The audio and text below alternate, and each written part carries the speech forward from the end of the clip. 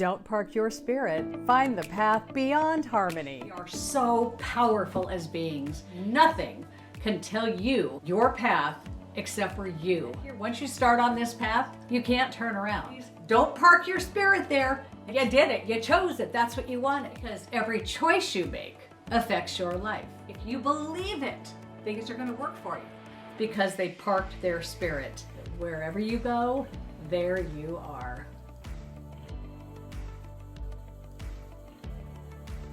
I am back with Dan Erickson. We're going to continue our conversation. If you missed the last episode, you got to go listen to it. It's pretty impressive.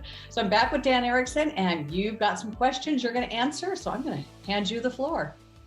Well, thanks, Gary. And so the first question is, who am I? And this is a question of identity, or how you identify yourself and what is your center, what's the core of who you are. And this will change as you progress through your life. So, you think of yourself today, well, you're not the child you were, or the teenager, or the young adult. So, if you were those, and you remember being a child, and now you're not that, well, then you can't deny that you were a child, right? So, at some point, your identity it evolves, it changes. And I want to just expand on that, right? So in many of us, our life on Earth is a physical existence. Obviously, I mean, that's what we identify with. We identify with, I'm given a name, and a lot of what we see as ourselves are, the clothes we wear, are the gender we have, the color of our eyes, the color of our skin. We identify with those things. We say, okay, I'm this, I'm this, I'm this. And then we identify an outers from outside of that, right? So we say we're a part of this family, and we're a part of this state, and we're a part of this nation, right? So you call yourself an American. You have many titles, and then but are you any of those? If you move to South Africa and you take that nationality, does that mean you weren't an American? Again, you create your identity, and you create these masks that kind of are between who you really are and what you really are. And one of the ways that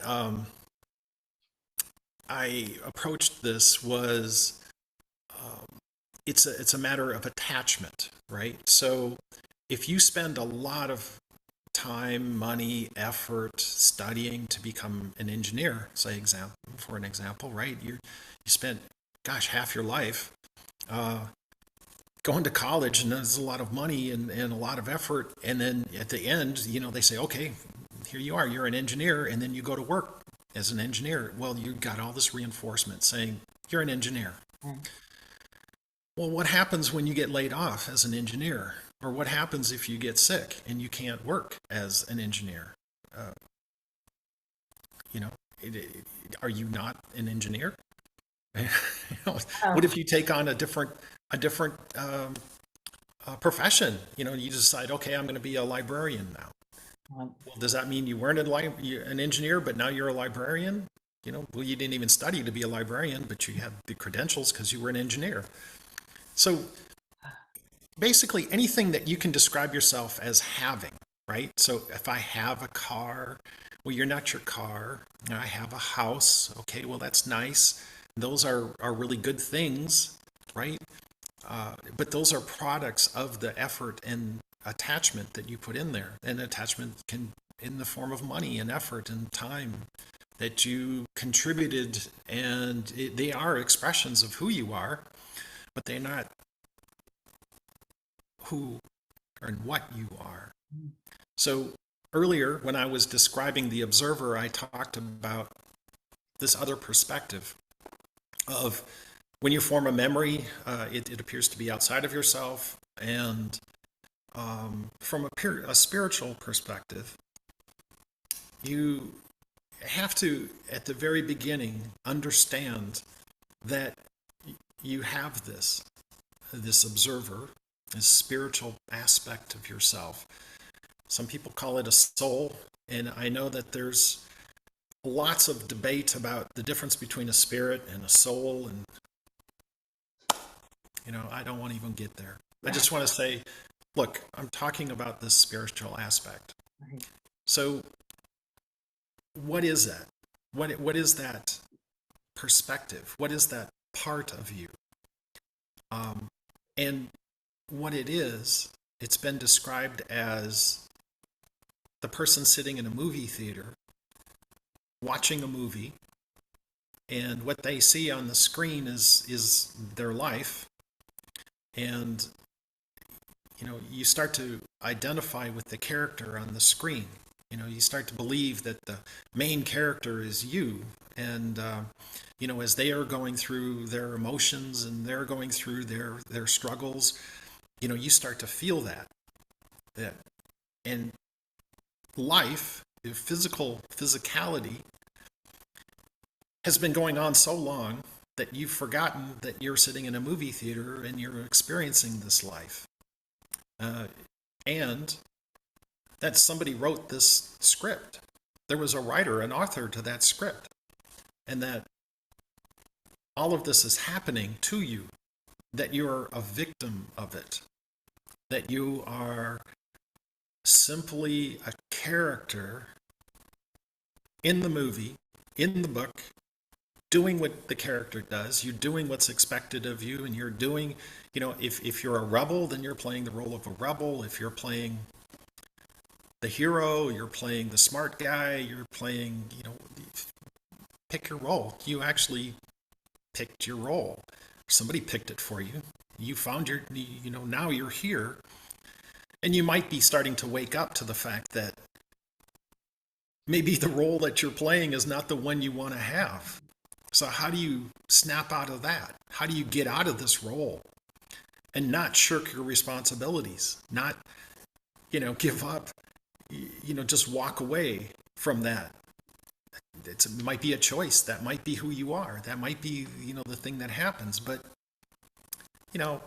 there's ways of responding very kindly to the understanding of who you are. And when you come to those realizations, this is often the source of a lot of change very rapidly in people's lives as they start to answer that question, who am I? And there was other things that is associated with it, right? It's like, well, what makes me happy? What really makes me happy? What do I think makes me happy? And of course, that pursuit is all about who you are. And we talk often about, what do I want, right? What do I want materially? What does the world tell you? They market to you and they say, well, if you have this car, you're going to be happy. If you have a house and a child and everything's with, the way it's supposed to be, the way they tell you it is on TV, well, then you should be happy, right?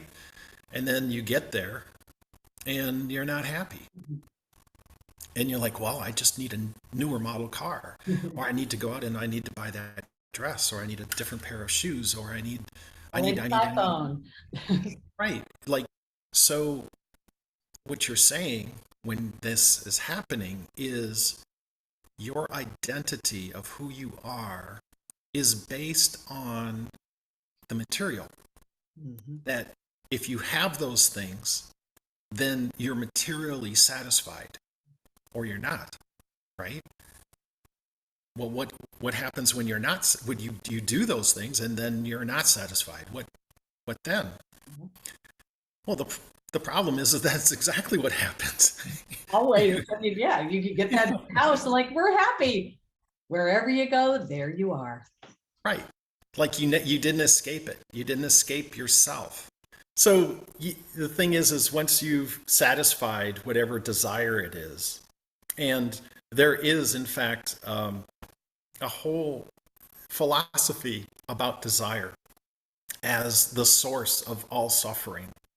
And that, so basically your desire and your needs to constantly be fulfilling those desires leads to suffering, because at some point you run out of money, or you run out of your want is much greater than your ability to fulfill that want. And so you're constantly in this state of desire, only to find out that you're empty, that you're empty inside because you're not an engineer and you got laid off from work and you can't afford your house. And so all of these things that you had exteriorly, to define yourself, when they go away, where are you? You define my life completely, because from coming from a child from poverty, having nothing, to where now I am in this big, beautiful home. We have a cabin on the coast, like you have all this stuff. But with my journey, it was like, you realize that you don't need any of it. It's like the stuff no longer matters, but you keep, that was me though. I kept getting the thing I wanted. And then I still felt the same way. It's like, why am I not, what is missing? There's something missing and that's the thing, that you got to be ready to find that thing that's missing. Yeah. So, I mean, I don't want to downplay the cool things about having a nice house and a car and eating good food. And not at all. My gosh, don't walk away from that. But if you have to walk away from it to discover who you are, people do this. Which I had to do. I walked away from the marriage of 26 years, from a 25-year radio career. And I mean, it's like, I've upheavaled everything because I know this is my calling. I'm where I'm supposed to be now. And you feel so full. It's just, it's like that feeling of, I found what I was looking for. There is a thing to find. Boy, is there a thing to find. Yeah. So here's the flip side of the coin, right? Is what is it that's in the center? So what is it that where do we find that definition from within ourselves? And it's if you look at it from an energetic point of view, maybe a spiritual point of view, right? Are you defining yourself from the outside, or are you defining yourself from the inside? And this is what Jesus said, right? Is the kingdom of God is within. It's not out there. It's not somewhere else. You don't have to go far to find it. Oh. Right? So, but it's not just that. It's this source, right? Earlier, so I talked about the mystic, about what the mystic is looking for. And it's the experience of God, right? It's the experience of the journey. So you have to be lost in order to be found. And what do you mean by being found? Well, you found yourself. It's not that you found God. It's that you found yourself. And often, this is a very confusing point, because someone who doesn't understand would say, well, you're calling yourself God when you do that. No, I'm saying I found myself, and I found this internal source, and it's a divine aspect, but I'm not God. I see the creation of all around me, but I am only in touch with this perspective that I have, and it's just a small slice. And this is where it's very important. Remember at the very beginning in the introduction, I said it was very important for us to share with each other, to share our experiences so that we learn. Because I have my tiny little perspective, just this much, not even that much. And everyone else has their perspective. And until you share that with me, I won't know. I won't have experienced. I didn't experience what you did. You saw it from your perspective and your struggle and what you saw. And that's a beautiful thing. It's a beautiful thing when we can come together and share it. And because we get that, if that's shared, that little piece of information, that little bit, that little spark, that's how it grows. That's how we come together. That's how we learn. That's how we become better. We evolve. So that's kind of in summation the thing about who I am, about how is this self-discovery. And there's an additional aspect about it is transcending. which again is this having this mystical experience, which is really just, that needs its own video. That's a long, in-depth thing, and I did cover that in the video I did for the Monroe Institute. But the problem is that was really only an introduction to, and anyways, I'm probably a college course on that, probably, I bet. yeah, there's a lot to it. It's a life. It's a lifetime of learning. Again, there's this neat thing about the seeker, right? Is there's really no way to convey to somebody through a series of exercises, through reading books, through any kind of relation of, if I tell you an experience, it's not your experience. The only way to truly understand is for you to have your own experience. And this is where it gets into my love affair with UFOs and phenomenology, because I see that as a true expression of a mystical experience. Yes.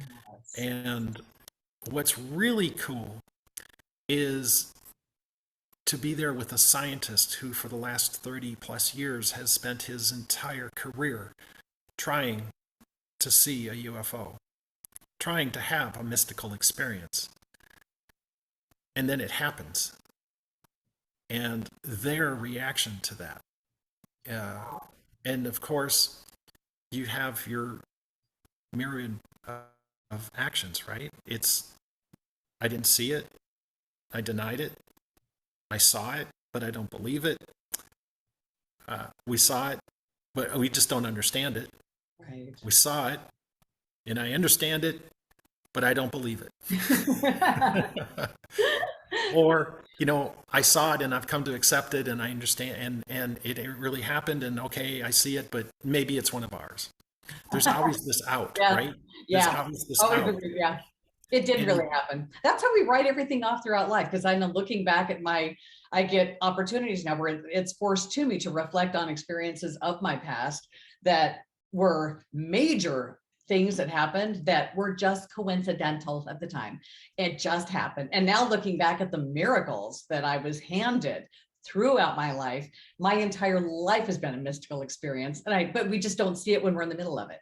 And that's why I get to go reflect and look back and think, I am blown away with, and they get handed to me like handpicked. Like I told you one about when I got the 6th grade role in the play. It's like, it's like, that's all I wanted. And it happened. Like I manifested it, but it's just, and I manifest a lot of really crappy stuff that happened too, but it's like, it's how powerful we are. But yeah, I've been living the mystical life.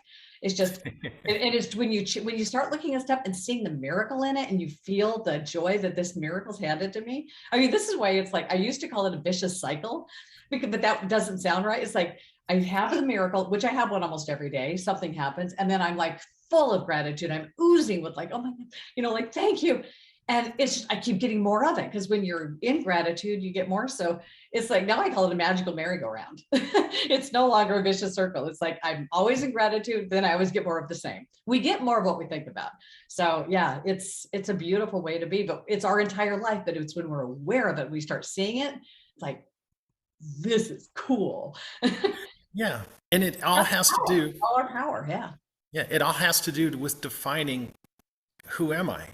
Because if you define yourself as a materialistic person, only grounded in materialism and only able to see material things as they manifest, right? You only see what's in front of you. You only see what's given, and anything that's outside of that paradigm doesn't exist. It's easy to dismiss, right? It's not real to me. Yeah.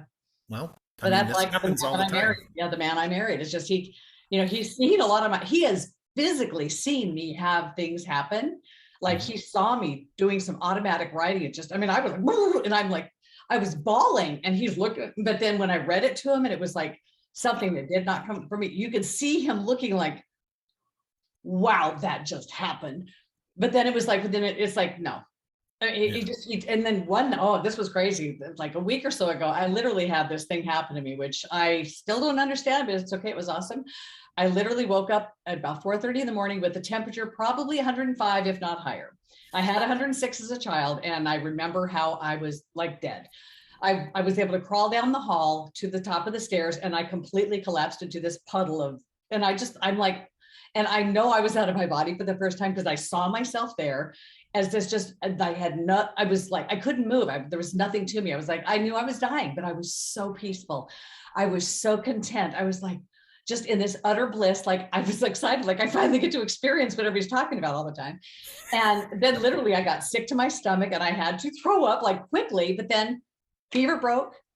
And it was like, I had the chills. Within 20 minutes, the whole episode was done. The whole time my husband was like going, what just happened? I mean, in the next day, he's like, you were dying. You were so sick. And 20 minutes later, you walk to bed and you're like, no, it's like, but it's like, but he, and then it's gone. It's gone. He can't, but this happens all the time, magic and mystic. So he sees it, but it's never going to be, it's going to be that UFO that, no, that wasn't a UFO. Yeah.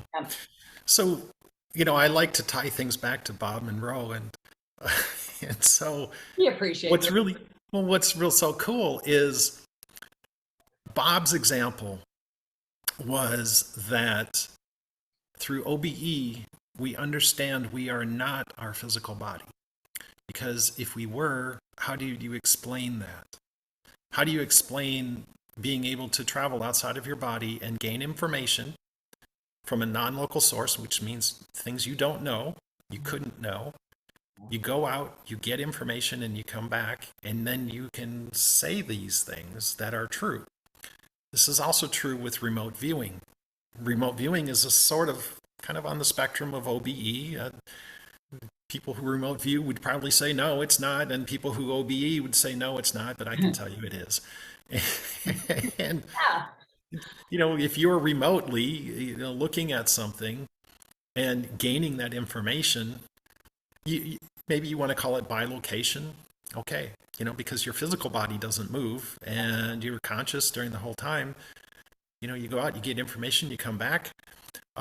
And people do this and have information that seems to be true. So, and that's not Dan saying that, right?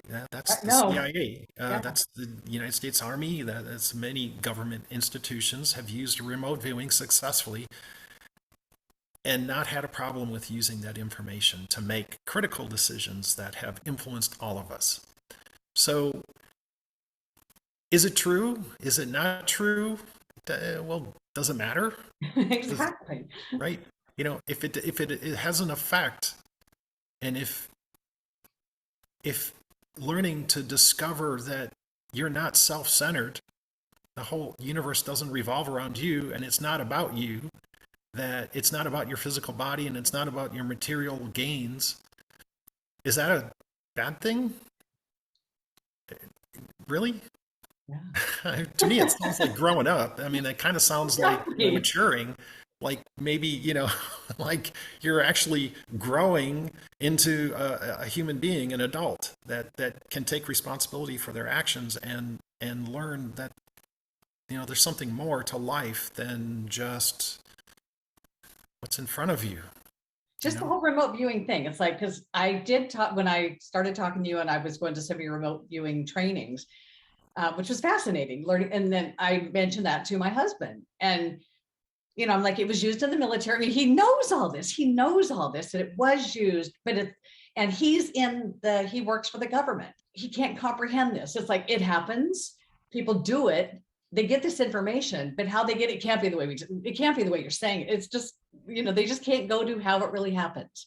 To him, it must be little people that we shrink down. I don't know what his well, so let me kind of personalize it, because the government is made up of people like your husband and me. I worked for the government, right? I wanted to live. I'm not interested in going to work and dying for my country. Yeah. Okay. So I was serving myself when I did that, right? Because I wanted to, go out and be successful at what I did, and it's we want to make it all about like these real lofty, God, country, and the We're doing it for everyone else, but ultimately you're doing it for yourself. You're doing it for your own development and your own self-preservation. And if saving your own skin isn't good enough, then you got to start there. You got to start somewhere. And yeah, I'm just being honest, right? Is you've got to. People say, well, why didn't you use it to get the lottery? Right. Well, why didn't I? I don't know. I couldn't get it to work for that. That totally Sorry. makes total sense. It's like if you find that thing that would be the secret to saving the country, saving something, it's like you're saving yourself. Absolutely, you want it. Well, it turns out there seems to be some kind of a conscience behind it, behind the revelation of this information, that it's for the betterment of other people, and the fact that you got to survive is a byproduct. So, Exactly. And your family got to keep. Yeah, I mean, it's all trickle down. There is, as it appears, some kind of a guiding force that works to keep us safe and to make things right. Now, I'm not going to judge that. I'm not going to, I can't. I'm not in a position to do that. So, but this whole question about who am I, right? And where do I fit into that big wheel? I'm here. Well, as we mentioned earlier, we're here to experience, to have this experience and learn and hopefully, choose right, choose the best thing. The most important thing about learning about who we are is that we have a choice to do things. We can choose anyway, but why not choose love? Why not choose to respond in kindness, and as opposed to anything else? And it's not just the Christian religion that says that, it's every one of them, right? Because it works, because, it's the right thing to do. In this episode, we discussed the definition of who am I and how that definition is related to either a center, an energetic center, which is outside of yourself, or if that center is within yourself. And that using that center, that internal source, as a source of not only identity, but also as your source of information. And what's really neat is when you are drawing upon this internal source of energy, this internal identity, then what's happening outside of yourself no longer matters. Okay? It doesn't matter because you don't identify yourself with these external sources, that these things can come and go and change, and people can say whatever they want, but you know who you are. You don't have to have them validate it. I mean, it's nice for people to say nice things about you, but you're not going to be crushed if they have a different identity for you than what you have. You're a sovereign being. When you have this internal source, you are a sovereign being sent by God to experience this reality, and you can write your own experience. You get to choose how you're going to have that experience. And this comes with a certain amount of responsibility, because when you start to take responsibility for your experience, then you also have to look at, well, if you're suffering, what does that mean? Right? Yep, I chose it. Well, and for many people, that's not an acceptable answer. That they will refuse that responsibility. And therefore... That's why I blamed my whole life. I blamed my mother. I blamed everybody for everything that happened to me because I couldn't put it on me. Are you kidding me? I was innocent. I was a victim. Wow, this is powerful. That's so true. Yeah, so the definition of who I am is growing out of this egoic center, is growing outside of, and the ego has to exist by reflection from the outside. It constantly needs to be reinforced, and it's constantly pulling energy from the outside from other people. Okay? When you change that center and you, as the observer, are now in the center, and that center is centered with God, that source of information, that source of power, that source of sovereignty, well, no one's going to touch that. They can't. Right. Can't touch this. Dude. Oh, I'm sorry. I always have to lose it some. Wow. Yeah. This is some beautiful stuff. I'm loving this. And then you can pack whatever religion you want around that. Whatever you want, because you can go to the Bible and read that. You can go to some other ones and read it. You can go to the Eastern religions and they say the same thing. The sovereignty of the individual.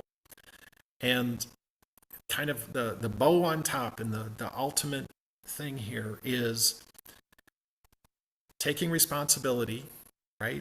Is the dissolving of this egoic shell, this egoic identity, assuming this internal identity, and understanding that when you fix yourself, when you focus on your own development and your own understanding and your own source of energy, when you look at that and you define yourself as that instead of any of these other things that are outside of you, then you can't be affected. At all. You are defining those your reality. And I know there's a lot of nuances in that, and people will, I would love to get in an argument about it because so much comes out of that. But, and I know I said a lot in a real short amount of time, but I'm an example that I live what you're talking about. It's like when you get to where you no longer live in fear, you live fully from spirit is the only way I have. It's like there is nothing we cannot do. It's like there's nothing we cannot have, but it's like you do find your wants are a lot different too. It's like my want now is just to talk to you and help people get to this space. That's my only want on the planet now, and everything else will fall in around it. But it's just to help other people find this. There is a cherry on top. There's a brass ring. There is a destination that we are all here to get to. And the ideal thing is to get here while you can still fully live for a long time with it, because then, I mean, it's like health-wise, everything-wise, I have never been in a better space in my life. I've never been healthier, stronger, more, it's just, I can't, it's a beautiful place. Mary Blissmas, I said today. It's like, it's a great place to live and to be. So I'm so loving how you're describing this and how you're explaining it, because I know other people are going to hear this differently, and they're going to listen to you, and they're going to focus they're going to do that. It's a different way to approach it. I'm just like, do it because it's cool. Because you want to be here, but it's like, you're telling them how to get here. And there's a big difference. You're actually giving them the tools, how they can within themselves work through this. And it's just beautiful. I'm loving it. So I'll sum it up in just a couple of phrases. Focus, you can change yourself. And when you change yourself, the external world changes. And like what Bob Monroe said, we're more than our physical body. Yes, we are. Dan Erickson, thank you once again. We are not done with Dan. He's going to come back for a couple more episodes. He's got a lot more questions he's going to answer. And we're going to go deep with these questions, because obviously the deeper we go, the more information we're getting. Dan, thank you. Thank you. You're welcome, thank you Carrie. so much for joining me. I really appreciate it. So come back and we're going to be with Dan yet again.